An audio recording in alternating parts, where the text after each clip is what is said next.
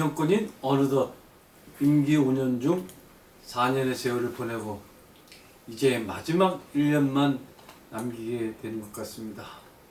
이 정권 4년 기간 동안 가장 눈에 띄는 캐치프레이즈는 바로 적폐청산이었습니다. 과거에 누적된 잘못들을 청산하고 그 자리에 새로운 질서를 세우겠다고 하는 것이니 반대할 국민들이 별로 없었을 것입니다. 문제는 무엇을 잘못으로 보느냐, 잘못된 것들을 어떻게 잘된 것으로 바꾸느냐 하는 것인데, 그 그림이 선명치 않았다는 데 문제가 있겠습니다. 고칠 것은 안 고치고 안 고쳐도 되는 것은 다 뜯어 고치는 게 아닌가 하는 것입니다. 임기 5년제 대통령제에서 무엇을 성취하기는 어려워도 무엇을 부수는 것은 5년이면 충분한 시간이 되는 것입니다. 오늘은 문재인 정부가 무엇을 부수고 있고 그 자리에 무엇을 세우려 하고 있는지 한번 살펴보도록 하겠습니다.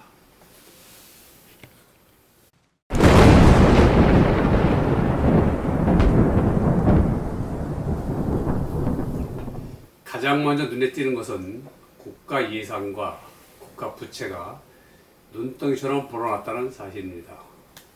문재인 정권 출범 초기인 2017년도 국가 예산은 410조이고 국가 부채는 660조입니다. 그런데 4년이 지난 지금 국가 예산은 558조이고 국가 부채는 956조입니다. 한마디로 지난 4년간 원 없이 돈들을 펑펑 썼다는 얘기입니다. 이렇게 엄청난 팽창 예산을 썼는데 어디에 썼는지 그 흔적들이 잘 보이질 않습니다. 국가 부채는 1000조를 이젠 넘어가고 있습니다. 이 빚들은 누가 갚을 것인가요?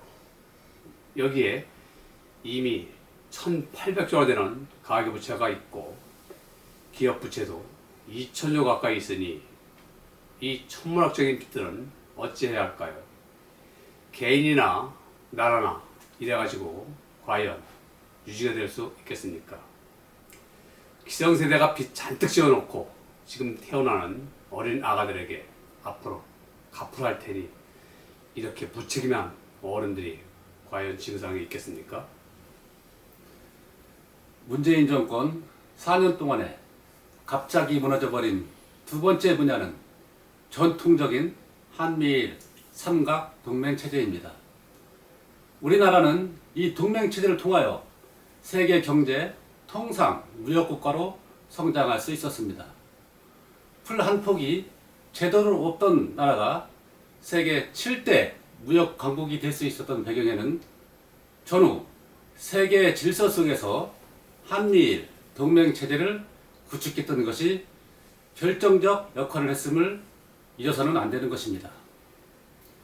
올 초 호르무즈 해협에서 우리나라 선박이 이란군에 의해 납포된 것을 봐도 해군력의 뒷받침이 없었다면 전 세계에 우리나라 무역선들이 마음대로 나다니기는 어렵다는 것이 증명되지 않습니까? 이걸 뒷받침했던 것이 한미일 동맹체제였던 것인데 문재인 정권에 들어와서 이 외교 전략이 급격히 붕괴되고 있는 것입니다. 이렇게 나가면 이제 한국은 대한해협 밖으로 빠져나올 수 없는 세계 통상 국가임에도 고립을 스스로 자초한 나라로 전락되지 않을까 심히 걱정해야 할 것입니다. 문재인 정권에 들어와서 붕괴된 세 번째 분야는 바로 언론 방송입니다. 방금 전 호르무즈 해협 얘기도 하였습니다마는 우리나라 선박이 이란 혁명 수비대에 납포됐는데도 우리나라 언론, 방송에서 이 사건을 다루는 것을 보셨습니까? 뉴스에 아예 언급조차가 없습니다. 이란 정부하고 협상은 어떻게 되어가고 있는지, 앞으로 어떻게 수습할 작정인지 전혀 보도가 되고 있지 않습니다. 과거 군사정권 시절에도 이런 적은 없었던 것 같습니다. 작년 4.15 총선 선거 부정 의혹 사건을 놓고도 한국 언론에서는 입도 뻥끗하지 않는 실정입니다. 나라의 근간인 총선거가 부정으로 얼룩졌다고 아우성들인데도 언론이 다루지 않는다? 선거 소송은 6개월 이내로 마무리해야 된다고 법에 정해놓고도 1년이 다 되어가도록 대법원이 기일을 안 정하고 있는데도 언론이 아무 소리를 않는다. 이러고도 대한민국 언론이 살아있다고 말할 수 있을까요? 네 번째 무너진 분야는 자영업자들입니다. 국민 다수가 제조업에서 일하고 소수가 자영업을 해야 맞는데 공장에서 밀려나온 다수들이 뒷골목, 골짜골짜까지 가게들을 차리고 앉아있는 것이 우리나라의 현 주소입니다. OECD에서는 그리스, 터키, 멕시코, 칠레에 이어 5번째이며 일본 10.3%에 비하면 우리나라는 무려 25%로 전체 국민 대비 자영업자 수가 일본보다 2.5배나 더 많은 것입니다. 참고로 자영업자 비중이 낮은 나라로는 미국 6.3%, 노르웨이 6.5%, 덴마크 8.2%, 캐나다 8.4%가 있는데 이들 나라들처럼 산업 구조가 더 다양해져야 하고 자영업 인구의 상당수가 제4의 산업 등으로 흘러들어가게끔 산업 정책을 활성화시켜야 하는데 이런 일은 안 하고 뭐 하는 정부인지를 모르겠습니다. 5번째 붕괴되고 있는 분야는 우리나라의 사법 체계입니다. 이 정권 들어서서 국가의 일 아젠다로 검찰 개혁을 들고 나온 것은 여러분들도 잘 알고 계실 것입니다. 어떻게 검찰 개혁이 나라의 그 수많은 아젠다 가운데 제1의 아젠다가 될 수 있단 말입니까? 그럼에도 문 정권은 벌써 수년째 검찰과의 전쟁을 펼치고 있습니다. 범죄와의 전쟁이 아니고 검경 수사권 조정이다. 모두해가면서 검찰의 힘이 빠져야 나라가 잘 될 것 같은 프로파만 매달리는 것이었지요. 국민들 입장에선 검찰이 하나, 경찰이 하나 별 관심도 없는데 왜 여기에 목숨을 거는지 이해할 수가 없는 것입니다. 새로이 공수처법이라는 것을 통과시켰는데 이러한 새로운 권력의 수사기관이 나오려면 헌법에 조문이 있어야 하는데 헌법 조문도 없는 위헌적 기관을 마구 만들어내는 것이 사법 체계를 뒤흔드는 일이 아니고 무엇이란 말입니까? 검찰은 못 믿겠고 공수처는 믿을 수 있다는 얘기입니까? 6번째 붕괴되고 있는 분야는 국민들의 안보의식입니다. 북한이 핵을 포기하지도 않았고 심야에 군사 퍼레이드도 계속해 남한 주민들을 위협하는 상황에도 우리 군은 무장 해제를 먼저 선포하는 것이었습니다.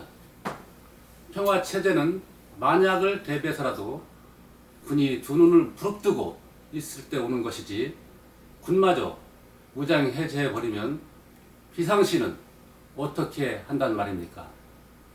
통일부에서는 통일을 위해 북한과 합작으로 뭐든 해보겠다고 할 수 있지만 국방부는 이럴수록 더 단단하게 안보에는 허점을 보이지 않겠다고 해야 통일부도 안심하고 일을 할 수 있는 것이 아니겠습니까? 북한군 평균 복무기간은 10년인데 우리 군은 1년 6개월 이런데도 강군이 아니라 기강해의 군으로 가는 일만 골라 하는 것 같으니 이래가지고 나라가 지켜지겠습니까? 세우는 데는 수십 년이 걸려도 부서지는 것은 한순간이라는 것을 우리들은 압니다. 어떤 걸 부셔놔야 그 터에 새로운 건물이 들어서는 것도 우리는 압니다. 파괴는 창조를 위한 전제 행위일 수 있습니다. 그러나 이 정권에서는 무엇을 위한 파괴인지가 잘 보이질 않습니다. 나랏돈 흥청망청 쓰고 산업정책은 제대로 보이질 않습니다. 한국의 대통령들은 시간 나는 대로 과학기술자들과 기업인들을 만나 미래 시대에 한국을 새롭게 지탱시켜줄 아이디어들을 찾고 투자를 해주고 산업을 일으키는 데 전력을 다해야 할 것입니다. 세계적 경쟁력을 갖춘 원전을 해체시키는데 거꾸로 몰두하고 이래갖고 우리나라 기술자들이 어디 가서 길을 펴고 살 수가 있겠습니까? 원전이 위험하다고들 하는데 그렇게 따지면 전기도 위험한 것이고 자동차도 비행기도 다 위험한 것 아니겠습니까? 인간은 오래전부터 위험을 감수하면서 과학을 진보시켜온 동물입니다. 제일 위험한 핵무기로 장난들도 치고 있습니다.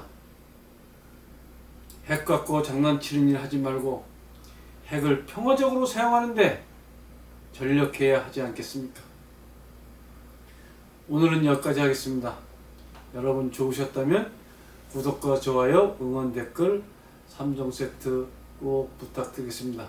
여러분의 응원이 저희 방송이 명품 방송이 되는데 결정적 기여를 할 것입니다. 감사합니다. 그럼 다음 시간에 다시 만나 뵙도록 하겠습니다. 고맙습니다.